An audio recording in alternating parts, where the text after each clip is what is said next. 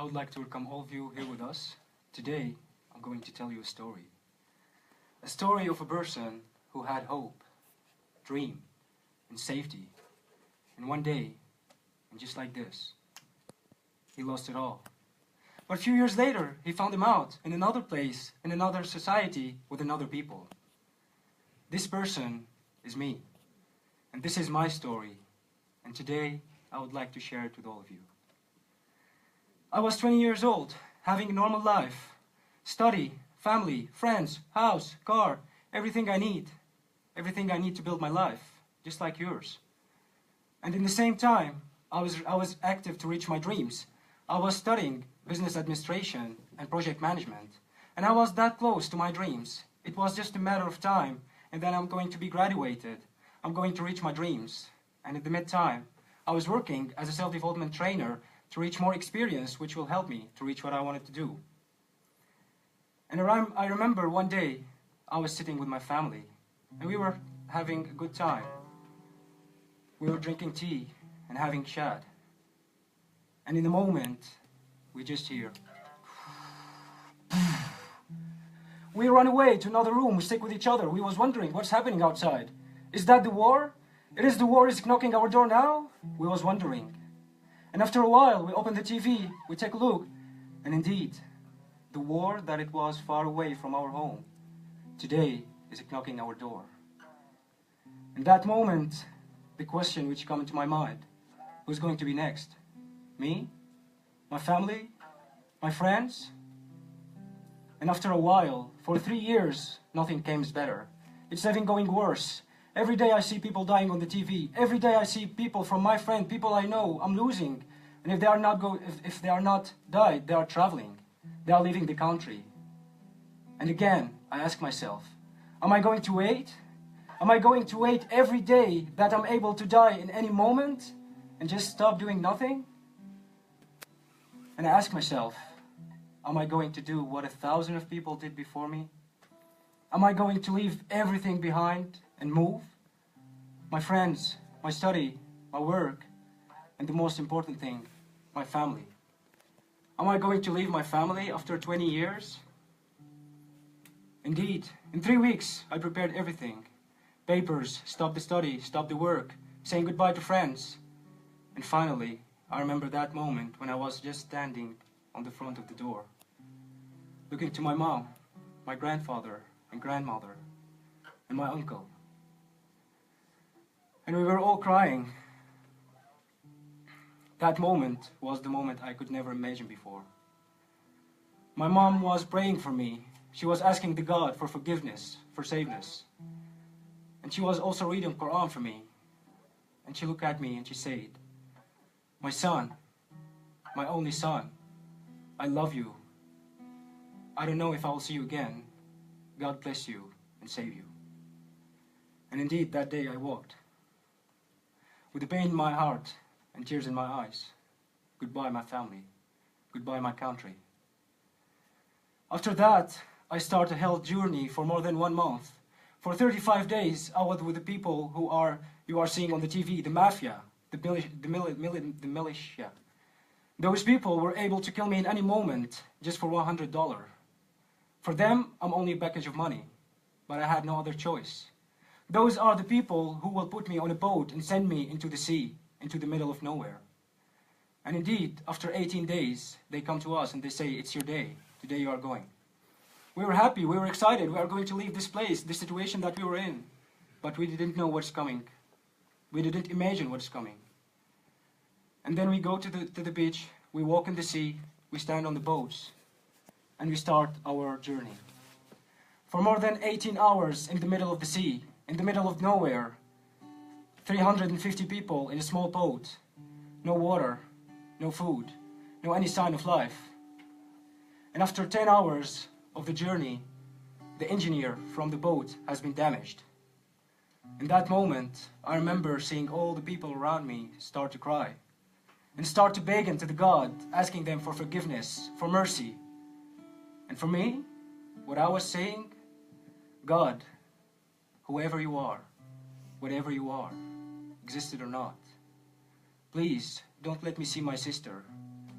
my niece, and my brother-in-law, and all of these people around me dying, and I could not do anything. God, please make it fast. And after a while, we saw light coming from a long distance. We thought we were amazing. We hold our mobile, we start to give signs. Here we are, please save us, save us. Indeed, it was the Italian military, and we've been rescued. And that day, I realized that it's not the moment of death for me. And that day, I know that there's something I burned for, and I should to put it on this word. And of course, in that day, I know that I'm one of a person who won't have another chance again. After that, we went to Italy, we stayed 2 days, and then my distance is Netherlands. I took the train, I go to Netherlands, I was so excited, I'm going to meet new people, I'm going to see new society, to learn, to rebuild my dreams in this country. What was more? What was better than this? Just a new chance of live. What was better? Indeed, I arrived, I've been put in the camp with 4 other people, we were in the room. First month, second month, third month, fourth month. For 8 months, I was doing nothing more than eating, sleeping, and waiting. We were not able to work, of course. We were not able to have activities. We would not have any chances to get more into this society. And then I was asking myself, is this what I left my country for? But I waited. And I took my house. It was here in Groningen, in Korreweg, and I was even more excited. Now I have the chance. Now I have my first step to build myself, to see the people, to go out and see people. Indeed, I start with my Dutch language, which is the most important thing. And I start to go into the city, meet new people, and I wanted to make friends, just like my own country. But that moment, when I was meeting friends, of course, they were asking me, waar kom je vandaan? And proudly I was saying, ik kom uit Syria. But that moment was, oh, okay, please keep a distance. Why? Why? Who I am, what I am. We were just friends a few minutes ago, having drink and dancing, and it was okay. Why you're judging me because of things that I didn't meant to choose? Why you're judging me because of my nationality, and you don't know anything about me? Again, I was broken. I was upset. How I could be in a society which even not accepting me for who I am, for a thing I could never choose. Of course, if it was my choice, maybe I'll choose to be another nationality. It's not my fault. It's not my fault to be who I am. And in that time, I was thinking to go back to my country. I was saying, going back and dying over there with the people who respected me, with the people who will accept me for who I am, that would be better than being in a community that he will never accept me. And I was hopeless again. A few weeks later, I was outside of home, and I go back home, and I had a post. And that post was saying, Mr. AlSherfawi, you have been accepted to start study international business and management studies in Hanze Hogeschool. What excited, what I needed more. This was the first step to reach my dreams. This was the first thing I needed to do, and then I'm going to chase everything I want to do. Now I feel hope. Now I feel like I worth something. And now I can guarantee that I'm going for it. They like me or not, they want me or not, I'm here to do something, and this is my dream. I want to finish my study. Indeed, I went to Hanze, I met a lot of people, I make a lot of friends from a different nationality, German, Dutch, Ukrainian, etc. And they loved me. They loved me like my own friends. Why? Because they dealt with me. They saw who I am. They saw that I'm not an alien. I didn't came from Pluto. I'm just a human being who have dreams, who have something she wants to put on this world. And again, I had hope. And after 1 month, I was thinking, okay, next step, I want to find work. Indeed, I went to several places, I put my CV some places, and one day, via, I met someone. Someone who changed my life. Someone who turned it upside down. Who guided me, supported me, and who believed in me. This person was Rudy Knoll. And indeed, after that, I had a sollicitatiegesprekken, and I have been hired in Alpha College as instructor. Because my specialization as self-development trainer, they believed that I have something I could add to this society. They believed in me. And indeed, here I am now, I'm making friends, making colleagues, people that really love me because they dealt with me, they accepted me. And now I can see all of that people who was not accepting me before, they respect me because they saw other people, how they are dealing with me.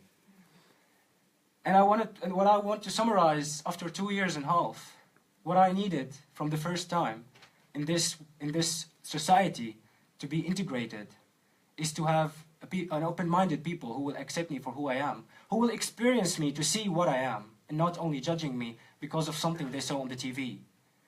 And the second thing, just like all of you, we just need a chance to study and to work. And third, a smile. We needed a smile to feel safe, to feel supported by you, to feel like we are something.